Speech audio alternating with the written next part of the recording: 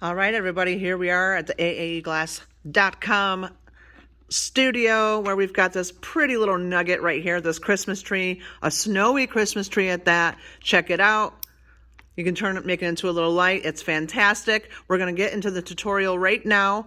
What's very, very important, guys, is you get those firing scheduled because I've worked them out perfectly for you so you are successful 100% of the time. On that note, let's get to the fusing project, Snowy Christmas Tree with Tanya Veit. All right, my little fusing monsters, let's get going on this beautiful festive mold. We're gonna make this short and sweet today.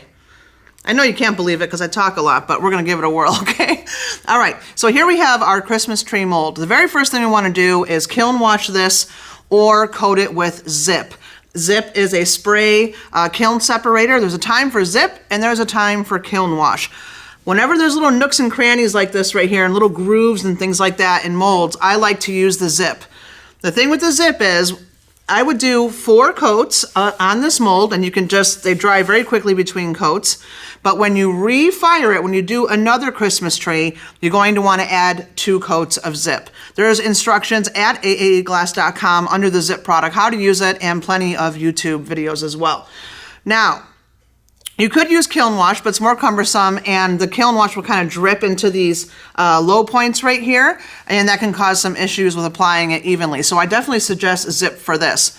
The first thing we want to do is make some dichro blobs for our little bulbs right here. And that can obviously be in any dichroic color you choose. It could be black back dichroic. It could also be clear back dichroic. It depends what kind of look. That's really up to you. I've chosen to use black back so it stands out a little more. The thing is, you want to use thin dichroic because we want to make perfectly round balls. And how you guys do that is you're going to take this to your strip cutter. Let me go ahead and zoom in real quick and see if I can get this super close. You guys can see the score marks that I made, okay?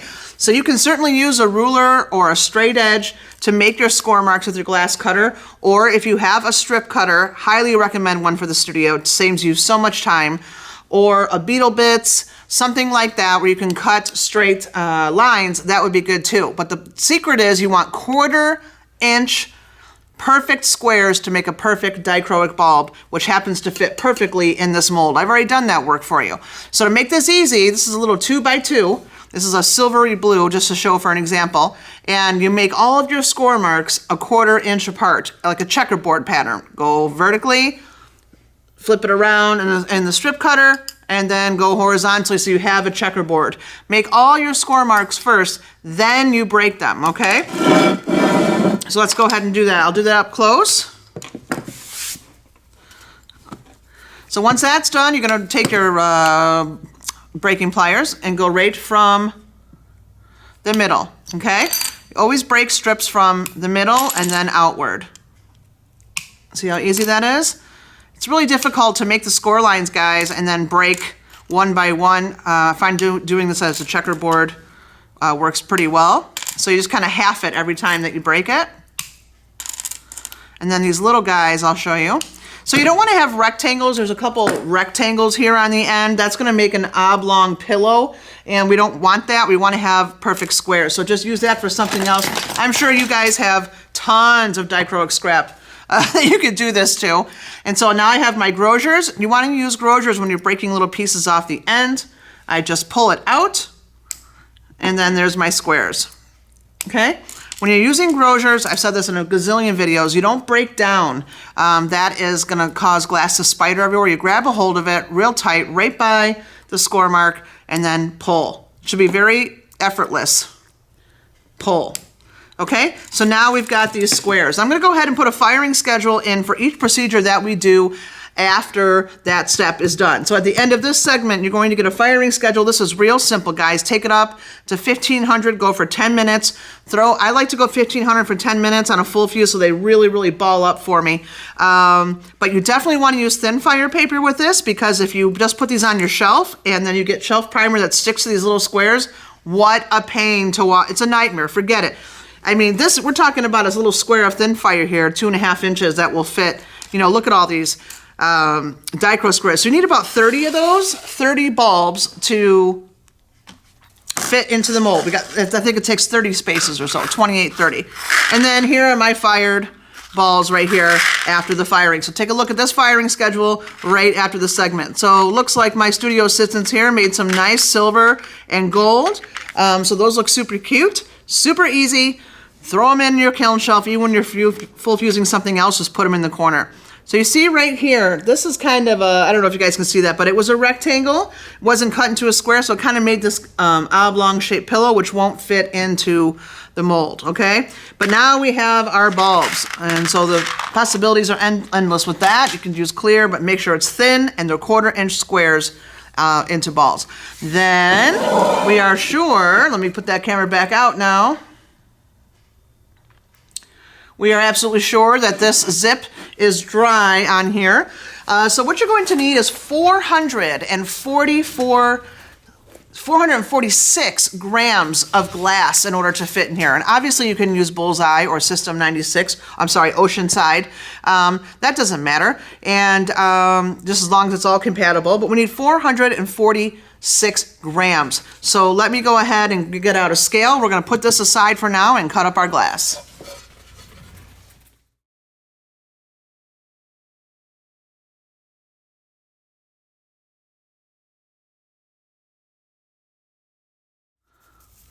All right, guys, the glass that I've chosen to use is actually what you probably wouldn't expect. It's Bullseye Spring Green, number 1426, and I'm using the 3mm glass. I did it in Kelly Green, and I just want to show you what that looks like. It was a little bit dark, and I wanted the light really to come through here. You know, obviously I was making a light, making a little heirloom for the family there, so it was a little dark. I like the spring green. Of course, you can use any color that you want, guys, but you want it to be transparent so you can get that transparency so the light comes through.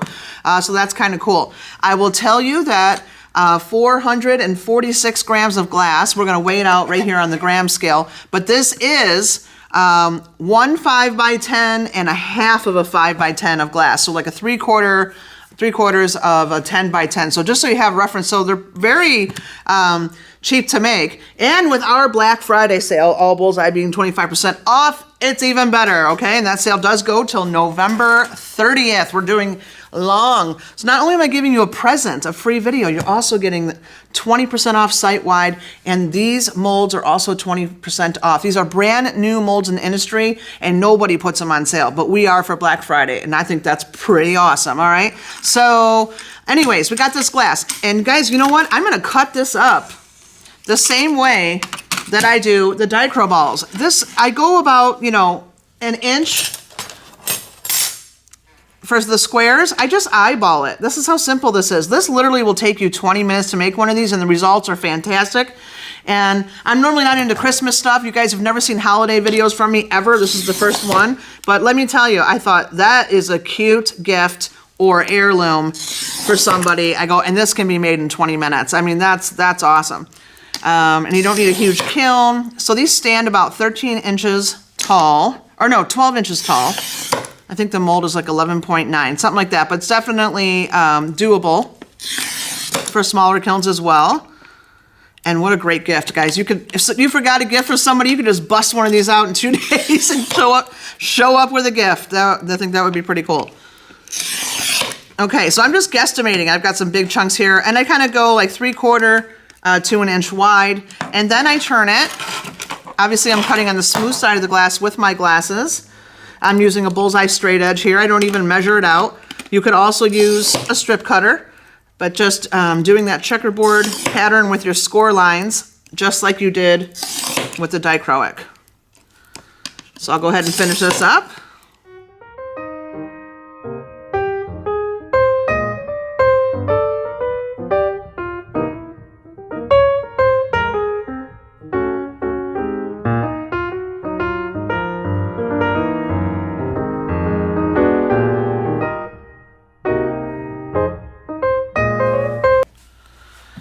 All right, 450 grams It takes 446 to fill it. If you're over a smidge, let it be. It's not going to make any difference in the grand scheme of things. Being short, though, would probably be an issue for you. There wouldn't be enough volume. So we got 450 here. Make sure that you clean your glass beforehand.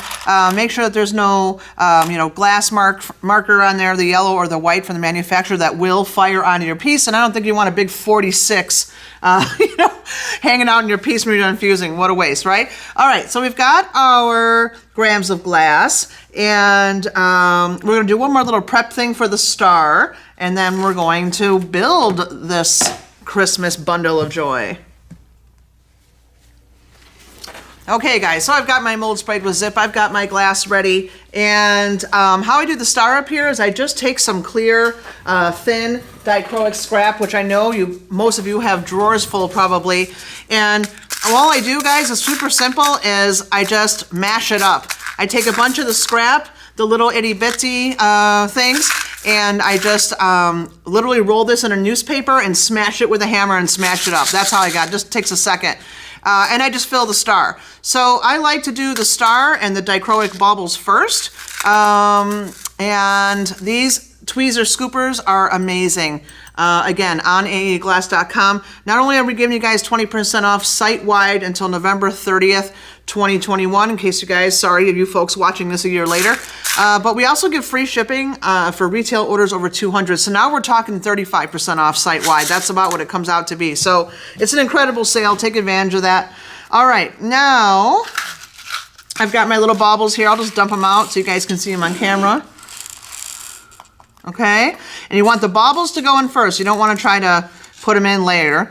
And then we've got the star up here. So I'm going to go ahead and I don't even care about the color. I just want it to be glitzy and pretty. So I just go ahead and I try to get the big chunks of dichro in first. Some big chunks here. And I kind of try to look for dichro down for depth. And I'm building upside down. So I put the bigger chunks, because this is the back of the piece when we're done, so it goes face down. So you're actually building backwards in the mold. And I try to find the dichro side, and then I go dichro down. I've got plenty of free videos on how to show the dichro side. If you guys are new to the channel, that would be super cool if you subscribe. That would be awesome. I do all these videos for free. All of the material costs, everything comes out of my pocket, and I spend sometimes 2 months developing techniques, and then I put them on YouTube for you guys. So, subscribing is free, and it's a way to support my channel, so I appreciate that. Okay, and it takes about 1.2 seconds of your life. You just hit the subscribe button right below this video. All right. So I'm going to just get the bigger chunks. So I want dichro down, just to kind of make sure I get some shimmer when we take it out of here. Really, what is spectacular about this, I'm actually going to turn this towards me, guys, hope you don't mind, is the firing schedule. If anyone has used zip before, you know that the higher temperature you go, the harder it is to get off, and you get kind of that powdery white surface, and it's a real bear to get off. So I fired these about 6 times and came up with a schedule that was a full fuse schedule for this that was super low, and I held for a long time. So I want you guys to use that schedule, and then when this is done, I just wipe the zip off, I just rinse it, I just take a little soft scrub brush and wash my piece, and it's spectacular. It's awesome, guys. I mean, you don't have to scrub at the zip to get it off. I read this, that's one of the questions I get through email all the time. I can't get this darn zip off. And especially since we're building upside down, we're gonna turn it over. That's gonna be the face of the piece. You don't wanna be scrubbing. You don't want the face of your piece to have this white residue on it. So I worked, a few times on that schedule, 5 or 6 times. We made a ton of trees, and I wanted to get that right for you guys. All right, so now I've got the big chunks of dichro, and then I just fill it. No big deal. No big whoop, okay? Whoops, got a little bobble in there. All right, remember you are building backwards, so go ahead and fill that star up.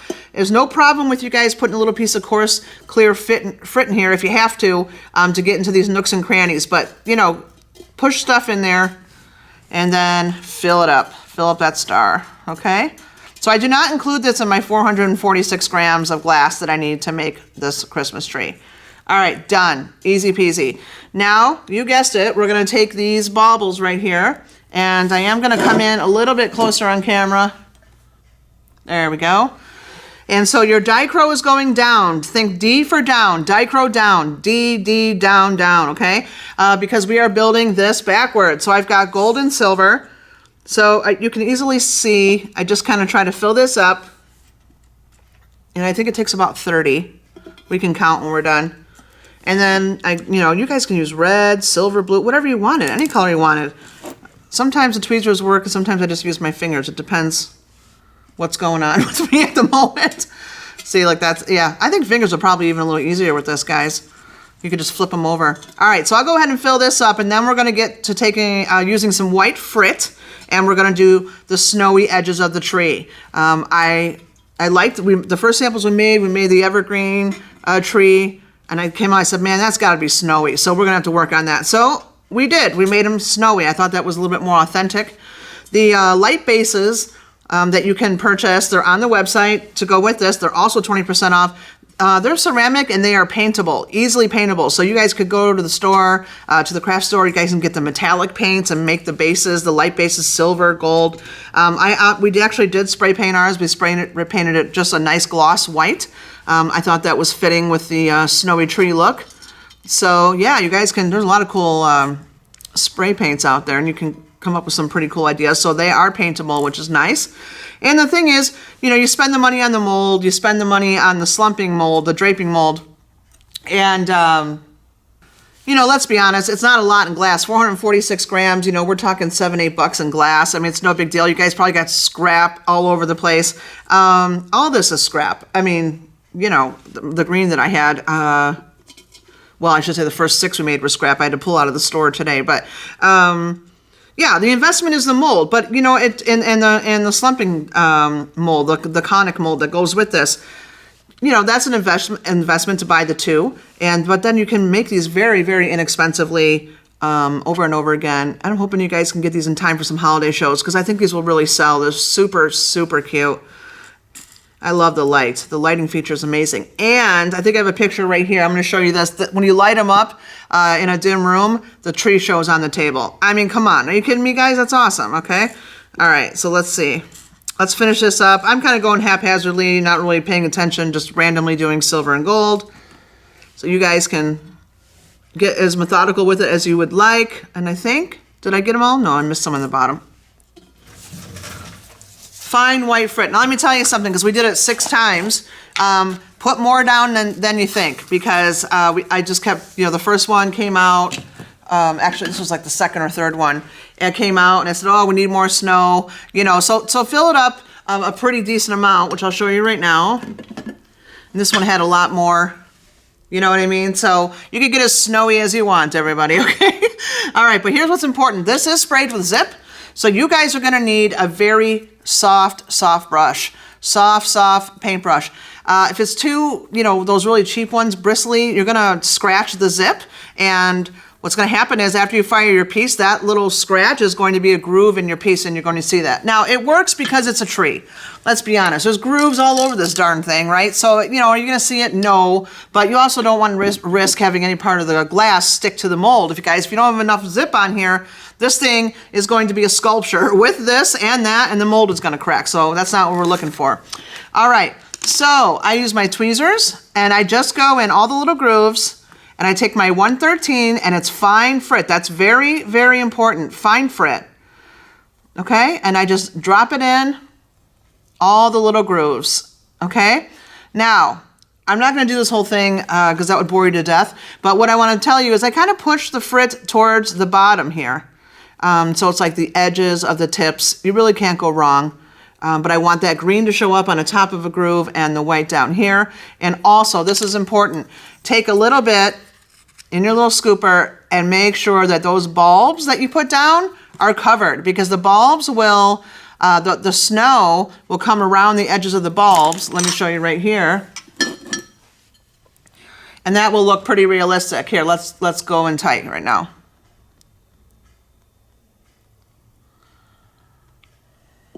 All right, guys, so you can see that. See how the white is around the bulb right here? And that looks super realistic, so we want to do that. So you could do that last, or you could do that first, whichever way you want. So you could do that last, So you could do that last, you could do that first, whichever way you want, but mat that down. We want everything to be even. I'm gonna give you a fantastic schedule. Guess what? There's like very minimal bubbles in my pieces. So that's kind of cool too. I will give you that full fusing schedule right after this segment. So let's go ahead and fill this up. This is white fine frit. Don't use medium. It looks like you blobbed it on there. Coarse is just no way, and powder is not enough. We tried all three. So the fine frit works the best and it looks very realistic. So I'm gonna go ahead and put my white on my tips and then I'm gonna cover each of the bulbs. Okay, before I cover up my bulbs completely, I'm gonna go through and make sure no frit is on the edges of this mold. That's very important. You'll just get some frit lace on there. We don't want anything connecting. We want it all to be contained. So go ahead and do that first. Okay, now go right to the edges. And then I kind of take the brush and I push the frit down, towards the edge of the branch. So it's just uniform throughout the whole thing. And I want that green to show up on the top and I want the white to be towards the edge of each branch. And it looks a little more uniform, like it was very deliberate. And so I did try a tree where we just kind of dumped all the frit and then put the green glass on top and we're like, oh, okay. And it came out looking really messy. So take the time to kind of push the frit with your soft brush towards the end of every groove of branch. You guys, it'll be very self-explanatory when you get it. Okay, and then also like if there's frit around the edges, these are kind of little walls here, I push it in. So it's not just messy in the little grooves. You'll see, go right to the edge. Clean up your mess. You know how that goes. Got one going the wrong way there, okay. Okay, so now I've got that done, and then I'm gonna go ahead and cover my bulbs lastly. So let's clean everything up, push the white frit where you want it to go on the edges. I mean, that's you're the artist, you design it, and then we're going to cover the bulbs. So the nice thin layer, we want this to be as even as possible. We don't want big bumps. Big bumps cause big bumps of glass. And then you layer glass on top of big bumps of glass is a surefire way to get those bubbles. So we'll put the frit right on top of the bulbs, just enough to cover it, and then we'll mat that down with our brush.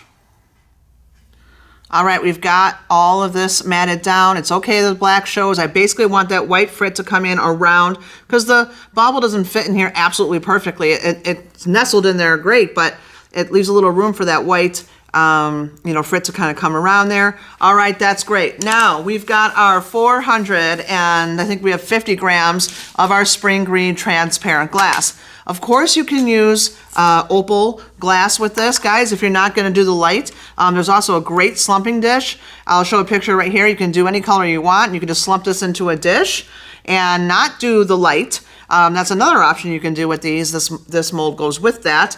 But also, guys, why do you gotta use green?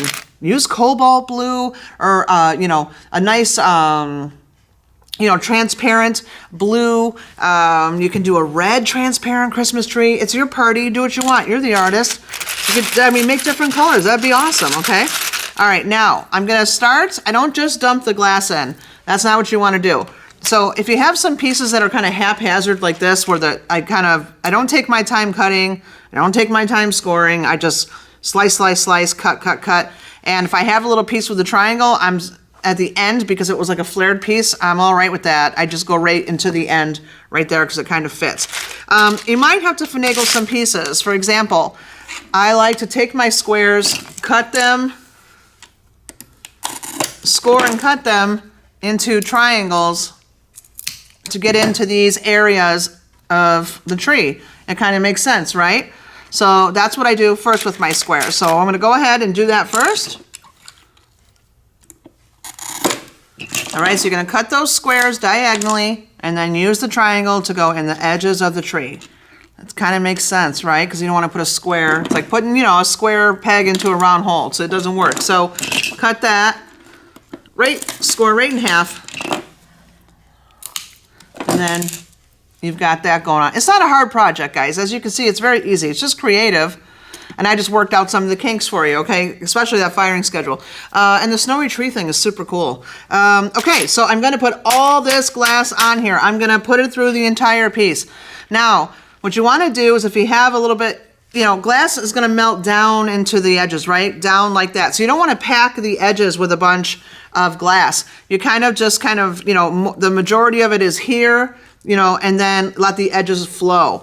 If you find that you're a little short on glass, like there's an area where there's like a little, you know, a spot that you couldn't fill, you want to overlap the glass like this. You see that to get into the spots. But even after you do that, there's a little spot. There's no harm in taking some coarse, clear frit, you know, and throwing it in there if you need to. We only had to do it on one. I kind of overlap mine like shingles, so I'm just guaranteed it's going to melt. And so I'm just going to finish this, guys. This, you know, this is easy. And then we're going to pop it in to that awesome firing schedule. So let me finish this up, and you can see the finished result, and then we will pop it in the kiln and see what we get.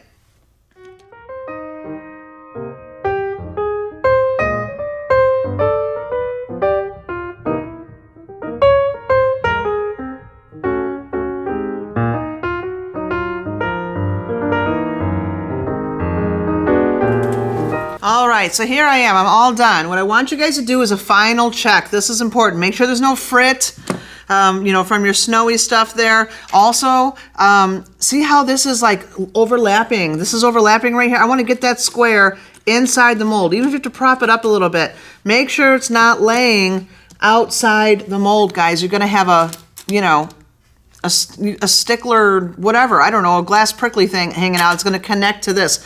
Everything must be contained. Again, if you're worried about like this corner right here, there's some squares here, and you know, it didn't kind of fit right, and I couldn't get into that little crevice. You can put a little clear frit in there. Clear is just going to mix with this, and it's just going to mix in with the green. Or just take the time to cut it into a triangle and get it in there.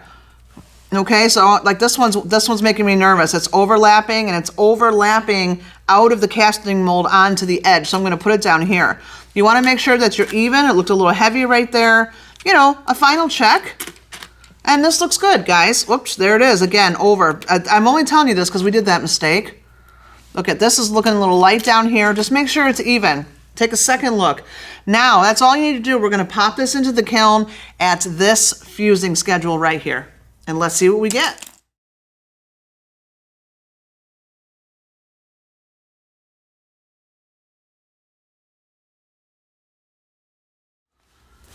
All right, you guys ready for this? Let's go. Everything's cooled down. Everything's looking good.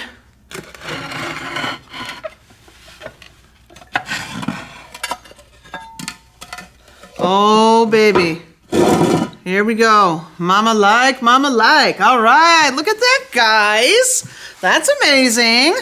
Okay, so as you can see, if you can see, there's not a lot of zip stuck. I'm gonna take this underneath the sink with just a soft scrub, you know, one of those scrub brushes with the bristles on it, the little round circular ones.